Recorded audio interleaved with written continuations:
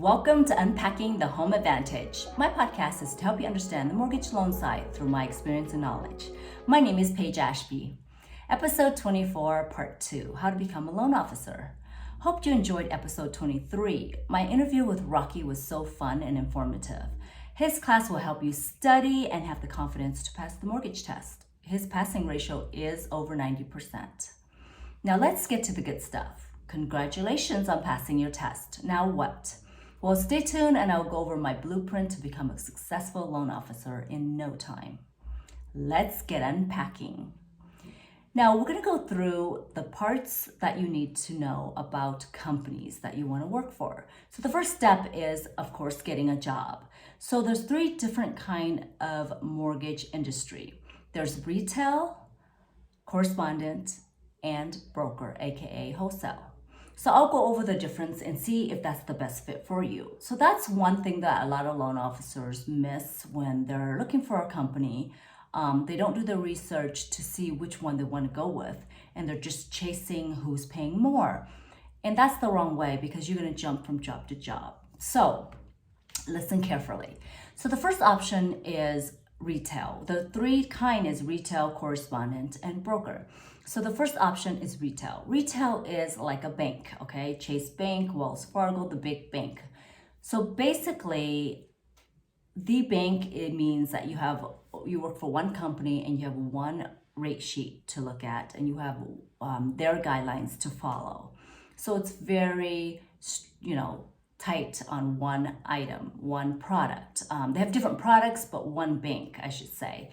Now, the safe thing about working for retail, a bank, is that they may provide their book of business, which is for leads. So, you still have to work hard in selling it and knowing what you're talking about, but at least you might have a small salary and a book of business. So that's something, if you're not confident in what you're doing and you want to start slow, that's a great idea. Okay, so the second one is correspondent. The correspondent means is you're almost like a broker, which I'll explain with that. But correspondent means the company has their own warehouse line, their money, okay? So they fund their own loans. So that's the most important thing. They have more control of funding if anything needs to be rushed, or they can make exceptions. So basically, a correspondent, they will sign up with different lenders. And then every bank has, different pricing that you want to see who the best is. So you do have the option to shop for your clients, but they do have stricter pay on that because they do have to make a little bit more money because, obviously there's more overhead. So the rate might be a little bit lower than retail, but a little bit higher than a broker. Now, the third one is a broker. I'm a broker, so I have different lenders that we're signed up with. So you can be signed up with many, many lenders, but the difference there is I can shop and be competitive because my rates vary from different banks. I can set it that way, okay? So if I have a special VA loan, I can take it to a certain bank that always has competitive VA rates. So if you work for a bank, you can't. You only have one rate sheet. If you work for correspondent, you can do the same thing I do, but like I said, the rates are going to be a tiny bit higher because they run their company as their own money, so they can price it differently. Now, a broker, we're not the bank, we're just the broker. So for example, if you go to a car broker, right, they don't own the dealership. They see which bank or which dealership has the best deal to find you the car. So that's what I am. I'm a broker. I'm not a bank. We don't hold the loan at all. Of course, the lender that we take it to is who's going to service it, and everybody has their servicing company. So those are the different options. So important questions to ask when you are in the interview process is you want to make a list of all your wants, not needs, okay? Deal breakers. It's not about commission, but it's more about training. It's more about their processing techniques. How good is the processor? Do you have a CRM system? That means the system that you can put your loans through. What kind of system? Because a lot of times they use a very old-fashioned system that's not advanced, or they use a system that, gosh, can send out mailers if you're all about marketing, send out mailers, emails, notification. So you want to make sure the system's correct. So that's one of the, I think, is the need. And how the processing, I think, is important, because you want a processor that you're not afraid to come to. You want a processor that will fight for you and not just say, oh, your loan got declined, I'm sorry. You want a processor that will go to the underwriting management on the lending side and fight for your loan. So you definitely want to click with your processor, because you will work hard and work hand in hand with that person. Okay, so training is important for companies, but believe it or not, there is no mentorship in companies. That's not what they do. Training is more of how to work the system. Let me show you how to market yourself. And I think that's very important. But if you really want mentorship, you need a mentor like myself, because I focus on what your niche is. I focus on what your strong point is and what your weak point is, and how we change that to be a strong point. So a lot of branch managers or your managers won't be able and have time to mentor you like that, because they have to produce themselves. So they're busy trying to get their own loans, and they can help, don't get me wrong, but they're more problem solving with files, with loans, than try to help you individually to get you, sharpen your pencil. So that's something a mentor does. Now, let's say you found a job. So let's say you decide whatever entity you want to go with, retail, correspondent, or a broker. So the first thing you need to do, which I hear a lot that people are lost in their business, is organization, okay? Organization will eliminate being overwhelmed, will eliminate frustration. So with being more efficient and just hitting the ground running, you have to be so organized. And organization is what I go through with all my loan officers. You have to have, to me, it's like a spreadsheet or some kind of system to make sure you put a note with all your loans, like all your clients that you're working with. And I don't care if you have one client, or I don't care if you have 10 clients.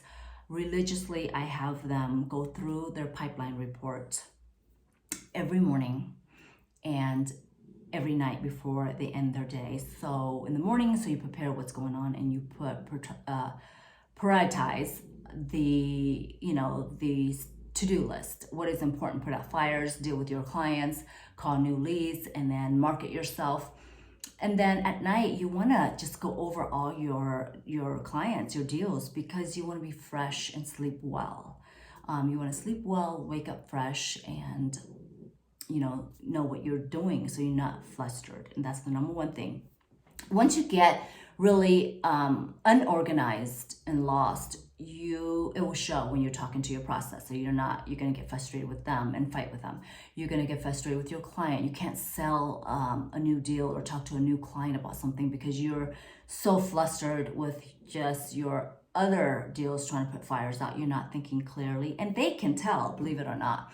They can tell if you're listening to them, or they can tell if you're dishing out information that doesn't make sense, because you're not thinking straight. So I think that's really important, to be organized. The second thing is processing. You have to understand how to process. Now, I know everybody has a processor, but if you don't want to learn to process, you're not going to be successful. Here's why. Because when you learn to process a file, then anytime you need to jump into a file, you can explain it to your client. You understand what's going on. If your processor is out of town, you can jump in and help your processor. If they're like, oh, I had to step out for a minute, I have an emergency, you're not depending on the processor. Never depend on somebody 100%. That will not make you a successful and a strong loan officer, okay? So don't be afraid to try to learn to process and understand, so you can be independent. That's it. Be independent, then you'll be successful. Now, The third step that I want to talk about is title companies. Make sure you work with a title company that will help you when you need help, explain things, and not be rude. I'm just gonna say it. Okay, I deal with some title companies that are rude, and I'm just like, yikes! How do you want more clients if your customer service is not there? I'm afraid to. What if I don't make it to a closing? I don't know how you're gonna deal with them. So I'm sorry I'm being hard, but you want to start right on the right foot. So a title company also helps you with leads. They can also pull up public records of loans that closed and give you a list of that so you can market yourself.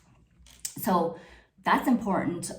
Every title company can help you do that. They have a rep, and we'll get into that on another episode. But one thing is, any partner you work with, okay, so even with lenders, and you need to get along and get to know your reps that help you with scenarios, help you pricing, help you learn their system. And then title companies, you want a relationship because you do deal with them when it comes to the important part, which is the numbers, the figures at the end, right? At closing, you want to be able to have a good relationship with them so they can just be patient and explain it to you. That's all. Okay, so the fourth thing is understand verification of employment. Now, yes, that's your processor's job, but you also have to scrub the file. So anytime you talk to your clients about employment, you have to at least understand how it works. We don't just take pay stubs and W-2s or tax returns and that's it, you're good. There's so many verification, and you explain this to your clients. There's so many verification behind closed doors. We have to do a verification of employment, written verification, okay? And sometimes, most of the time, it goes through the system, an automated system like the work number, right? But if they have a weird variation of income, or they have a weird bonus or extra income that we don't understand on the pay stub, then yes, we have to get a written verification. So if you understand the kind of verification, then at least you can explain it to your clients. You don't do those. The processor have to do it. But if your client gives you, the HR information, say, great, I'll pass it along to my processor. That's not something I don't do. But if you understand, then you can direct them to what you need. Okay, so the fifth thing I want to talk about is income type. Income type is different for every scenario. Trust me, there's no W-2 that's exactly the same, no pay stub that's exactly the same. So different income types, understanding the basic, you don't have to know every page of a tax return. It's impossible, and you're not an accountant. So you do have to understand the income type, and that's in my episode 2. So please go check it out. It's thorough. There's a breakdown of it in episode 2. Okay, so the next thing I want to go over is how to calculate income. Income calculation is a little bit tricky. You definitely want your manager to help you with that, because you can't just look at a pay stub, go, oh, they get paid $6,000 a month, we're good. No, you have to go with year to date and the date of the pay stubs, and if they get paid hourly or weekly or bi-monthly, or salary. You have to understand all that. So I think it's really important to go over that right away with your manager, because that's important when you're talking to a client to pre-qualify them, right? So you can't give them false information. If they tell you, oh, I make $50,000 a year, okay, no problem. But once you see the pay stub, there's so many breakdowns on it.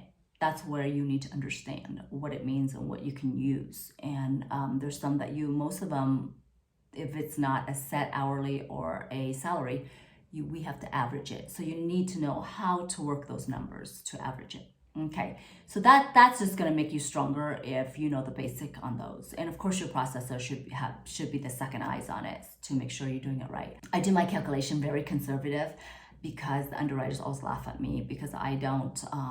I used to not just do exactly. I just round it off because I'm always in a hurry. But I always go on the lower side, and I never have a problem. But now I'm getting better at it and taking the time. So I even have to perfect myself. Everybody has room for improvements. So, okay, so the next thing I want to talk about is pricing. And this is the biggest mistake I hear loan officers go through. They go through a company and there's no training on pricing. Pricing means how you can look at a ratio and understand if there's a credit to go towards the closing costs, or if there's a cost for the client, which is discount points, right?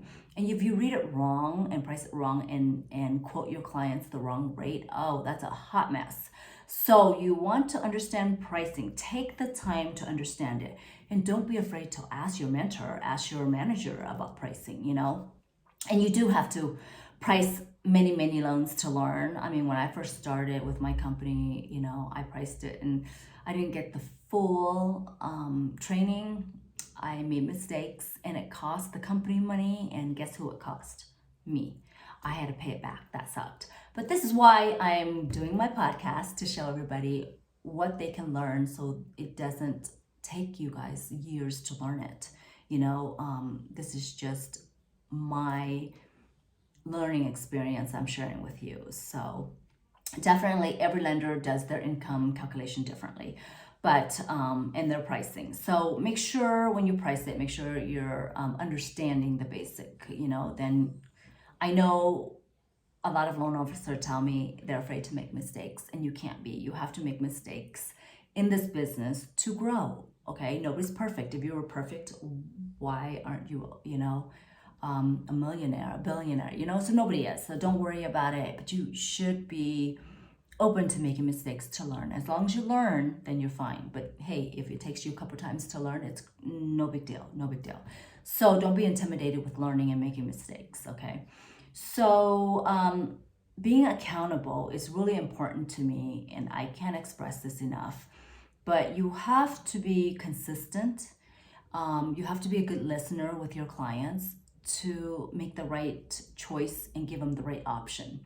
I preach this so much about being a good listener, because when I role play a lot in my mentorship, and I used to hate it, but I love role playing because it puts you in a vulnerable situation and it opens you up to think a little bit more, think outside the box. That's my big thing, is think outside the box.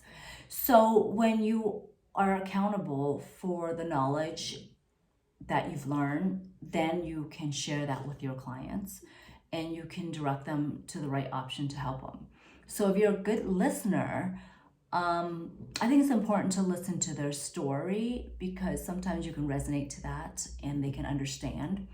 But this is why this is my second video, so I hope everybody's enjoyed it.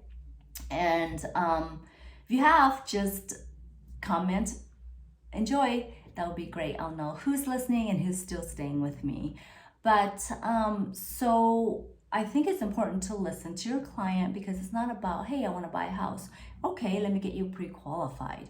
Well, how do you know where to even start? There's so many programs. How do you know about anything about them if you don't ask questions? Oh, what's the reason for buying? Relocating, upgrading, downgrading, first-time home buyers, I'm sick of renting. Or I want a second home, I want to start my portfolio. So there's a reason to put them in a certain program, and the terms, right? The timeline.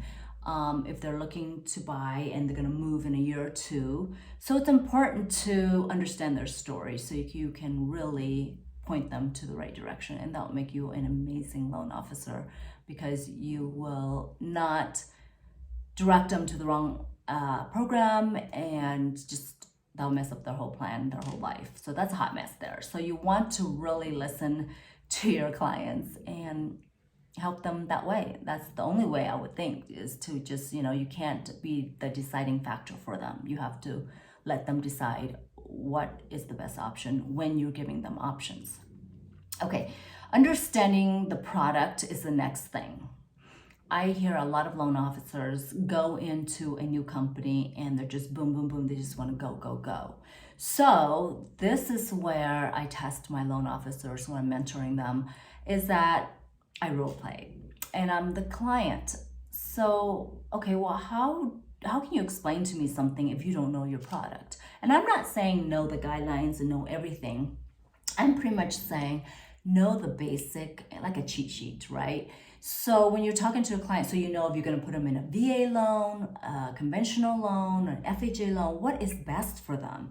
So you have to understand the products and not just dish out the information. Oh, yes, conventional, you have this kind of credit score, this loan to value, blah, blah, blah, blah. you have to understand the product. So when you're speaking, they can feel it that you know your information and you're knowledgeable. So what does that do? That earns the trust. That earns the trust, and wow, and it's okay not knowing everything. Say, hey, let me double check on that. It's okay. They love it when you do research because you don't know everything. If you know everything, then you're like Miss Know-It-All, and that's horrible because the trust is not there, you know? So being knowledgeable will build your confidence. So that's the next thing. Building your confidence is huge. Anytime you talk to a client, you have to have confidence in yourself. So if you're dishing out some information that you don't even know or believe, there's no confidence there for me to trust you. And they feel it. My clients will feel that you don't have the passion to help them. So my passion is to help everyone and just give them a lot of knowledge. And sometimes I give them too much, so I have to back off. But you have to give your clients tons of knowledge to have them make the right decision, you know. And then of course you help them make the decision because they're just all over the place sometimes because they're not a loan officer.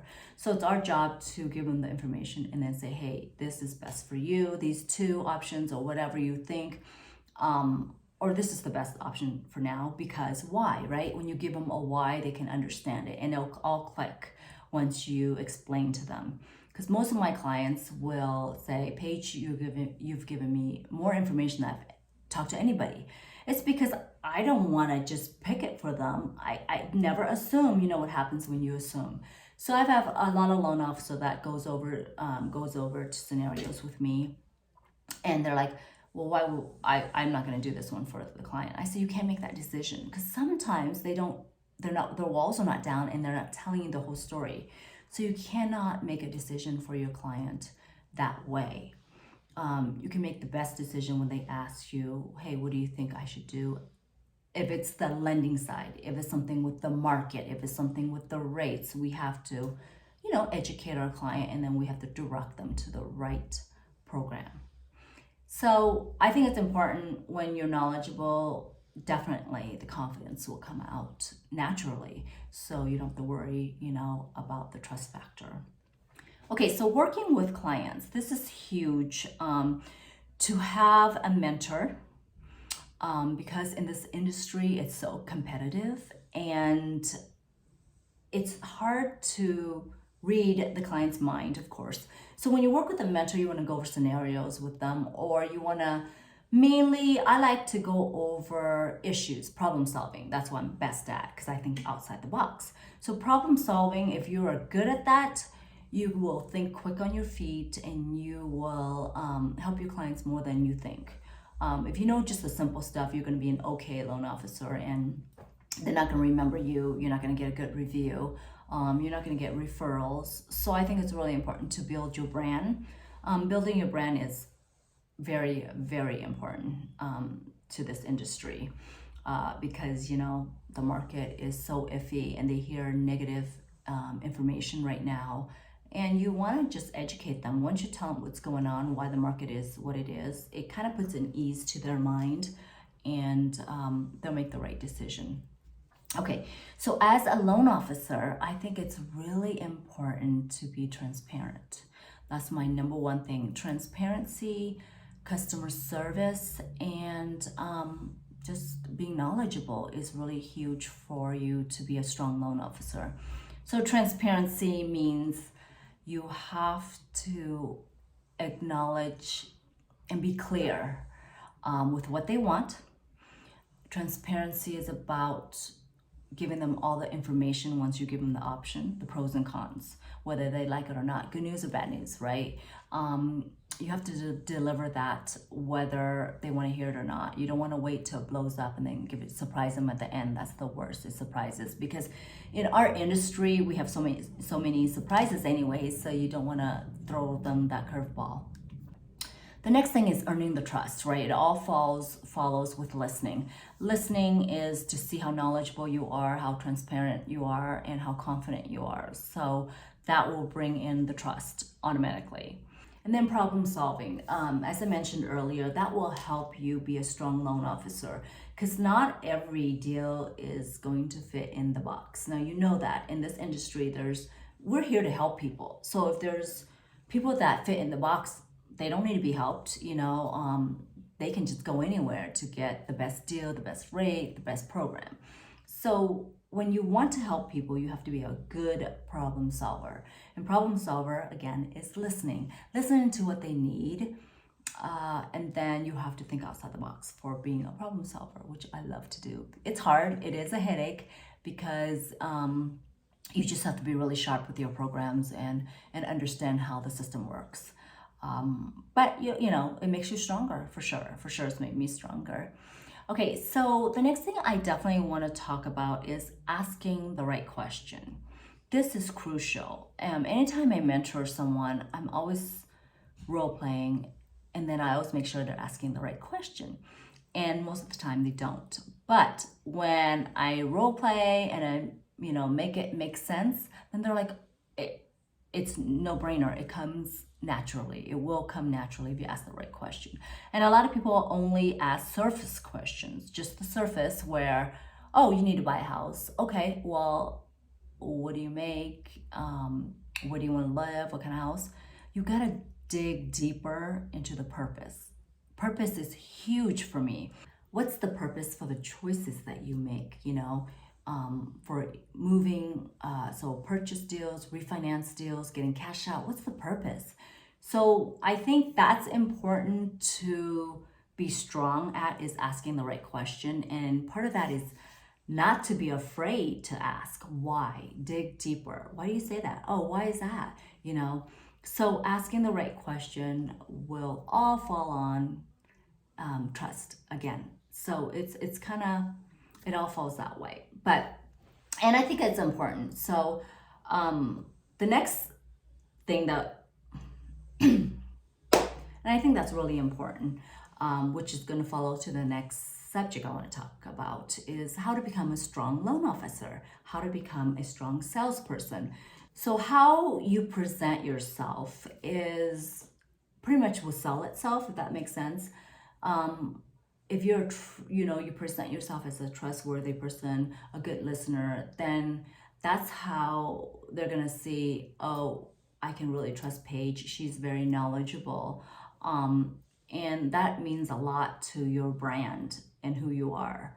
So I had to do the same thing when I started mentoring. I had to talk to these loan officers and earn the trust and help them with some stuff to let them know I am knowledgeable and I can be a help to them as they are growing their business.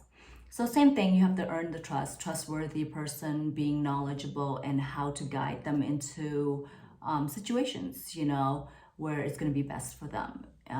So it's not about who else is going to be benefit from that, but it's more of the client. How can we help the client to be in a better financial situation? That is really important. How to help your client be in a better financial situation.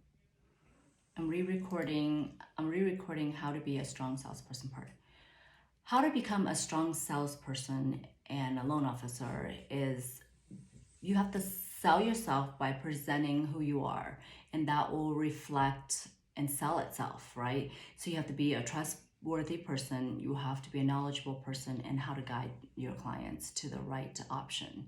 So now we're going to talk about the process of a loan. So once you decide what program you want to go with your client, then you have to learn how to structure the loan. And this is something your manager should help you on the first 2 or 3 deals. How to structure the loan, and then what documents is necessary. I highly recommend you get everything up front.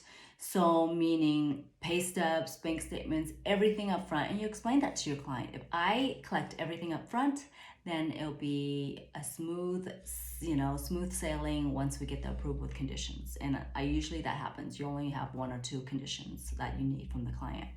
How to explain the processing. You have to explain the expectations for your client to how you process the loan. So if you give them the steps, hey, my process is going to do this, once the approval comes out, then it will be more of you're taking in control of what steps are going to happen. And then once you do that, you have to make them accountable, right? If you need something, you're just like, hey, I need a current pay stubs right now. When do you think is a good time for you to send that to me so I can expect it? No rush, but just so I know my timeline. Because if they tell you tomorrow and it's not there, you can remind them. So it's just a reminder for you to help move things along, and you're helping your processor process the loan much easier. So now you're going to be the middleman. So once the loan is in process, you're going to be the middleman to facilitate that. Now, this is huge with your client, and this will make you 110,000% stronger. You have to be available. I hear this so much with clients. I can't get a hold of my loan officer. I can't get the answer. You have to be available for your realtor, for your processor. You have to be available for your clients. And if you're not available to talk, then please allow them to text you. I'm always available on my phone. If I can't talk, I will text them right away. If you ever went into any kind of transaction, and if you can't get a hold of somebody, it's panic mode. So you always always want to be available, whether it's a silly question or no answer, but at least you're telling them, hey, I haven't heard anything. I am on top of it, and I'll let you know as soon as I hear. So I think that's huge, to be available for your clients, to just put them at ease. And that's, again, earn the trust. I can always get a hold of Paige. She's on it with me on the questions, any concerns I have. She puts my mind at ease. And that's how you become a successful loan officer. Trust me, is be available. Okay, so don't be afraid with this. Problem solving. If there's an issue that comes up, please address it right away. Do not wait until the end of your transaction or the end where you're almost closing. Please address it. I don't care if it's Friday and you want them to have a good weekend. Heck no. You need to address it. And here's how. You always tell your clients the issue, but you better have a solution. That's what will make you a strong loan officer, having a solution, having options, okay? I hate to give you bad news, but I do have options, but hear me out. Then you go into the problem. So, gotta have a solution for all your clients. Okay, so give your clients the best customer service you can, because they will remember that, Not everybody talks about negative things, but if they had a great experience with you, that's when they'll tell everybody about you, and they're just gung-ho, and they feel safe. They feel safe that they can trust you with their friends, with their family. So yeah, so that's the best time to get referrals, is the customer service for sure. Okay, so I want to go over the most important thing when you are in the process of a loan is follow-ups. You wanna always check in with your clients. Check in to see if they're okay. Check in with your processor to see if there's anything else you need. She might have remembered it but forgot to tell you, or forgot to text you, forgot to email you. You want to check in with everybody in the party that's involved. And sometimes your processor meant to text you or call you for some help, but she got sidetracked. It's everybody's human. So you want to step in and help her on that too. Okay, so my other thing I want to talk about is, once you get the amazing customer service, you want to always ask for a Google review. You always want to ask for referrals, because that's how you brand yourself and grow your business. So it's not just social media, but I think it's important to really resonate with your client and have that relationship. I build my business on organic relationships, and that's how you grow pretty quick. Okay, so referrals should be your base of your foundation. That's just period. That's how it is. Referrals is going to help you grow your business in anything you do, whether, in anything. It doesn't matter if it's just, in mortgages. But anyways, brand yourself. Let's go over this, because I know everybody's talking about marketing and branding yourself. So branding yourself is important. You can brand the company, but mainly people remember who you are. If you're all about customer service and helping them, they're going to remember you. Okay, sad to say, it's not about the company, but they're going to remember you. So the difference with marketing and branding, let me tell you the difference. Now it's a deeper level. So marketing is, okay, you're going to do tons of flyers. You're going to tell your realtors what your company can do.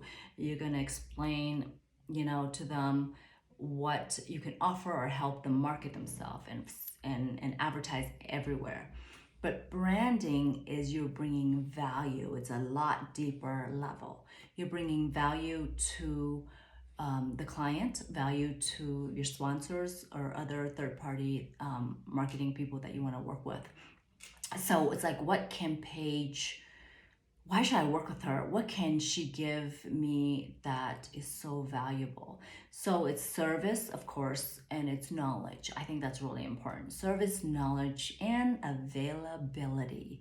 Being available for everybody is going to be the number one important item that you have to always put it in your head. Be available. I don't care if it's 2 seconds or 20-minute conversation with your clients. So it's important to do that. And so it's not about offering the program. It's not about offering flyers. It's about you, who you are, and how you can help somebody. How can you help your clients? That's the value, right? So that takes practice. You're not going to be perfect at the beginning, but that does take practice, and it helps if you have a mentor, because they can look at it like a third party. They can look at it outside the circle and see how you can improve yourself and bring value to anybody you work with. So that's important. Okay, so accountability is, we've gone over this so much, but it's so important to be quick on your response when somebody has a question. And if you don't know it, it's okay saying, hey, I don't know it. You don't have to know everything, and say, hey, let me get the information and get back with you. And please get back with them. So that's really important to me with working with clients and all that. Educating, understanding, what you're saying, and not just, dishing out the information. So educating is really important. Understanding the market to let your client know what's going on and why it's not about rates, but why the market is doing what it's doing. When are we going to see any changes in the market? You want to give them updates all the time. And you want to share with them what's going on and how it affects the mortgage side. So that's important too, instead of just having a conversation about rates. Oh, rates, are up, rates are this, rates are that. It's not about the rate. There's something that's driving the rate, and they have to understand it. So educating, and that will help, calm them down. So once they understand, they won't panic, and that will help them calm the overwhelmness down. And so that's huge. So the last thing I want to go over is marketing materials. Most lenders will offer that to you through their portal. So it's their own flyers, their own special programs they offer. And please take advantage of that, because they're all free. And that's how you can learn the product too. So once you keep looking at the flyers, the marketing materials, you would learn also a lot faster than someone just waiting for someone to teach you. And if you're a visual person like I am, it's kind of nice to see that. So be, familiar. So when you do pass out those flyers, you can understand if they have any questions, and you can understand the information on the flyer, at least know your information if you're passing it out. Believe it or not, people just, do just pass it out and not understand it, which is so bad. But follow-ups on open house, if you guys decide to do open house, the best thing is I have an amazing idea on open house. So if you guys need me to mentor you, please comment below, mentor, and then I will reach out to you guys. Or you can always, reach out to me on my email, unpackingthehomeadvantage@gmail.com. But anyway, so follow-ups on open houses are very important. Follow-ups with realtors is great on leads, and how can I help reach out to these clients if they're ghosting them. How can I help reach out? So they need to see that you are on their team to help them build their business too, because it's not about you, it's a team. So if you want to be a mortgage guru like me, think outside the box and be a problem solver. That it's a passion of mine to see how I can help someone be successful. I can help someone give the financial freedom. It is a great industry to be in if you're full focus on it and you're doing it for the right reason, is helping. So who wants to hit the ground running? Comment me and I'll get you a complimentary consultation going. You can also email me at unpackingthehomeadvantage@gmail.com. If you've liked this episode, please follow. And if you know anybody that can benefit from this, please share. More episodes to come. As an active mortgage broker and a mentor, if you have any questions or need a pre-qualification, you can also reach me at LinkedIn, Paige Ashby Lending, or my other contacts are below. Thank you for being part of Unpacking the Home Advantage.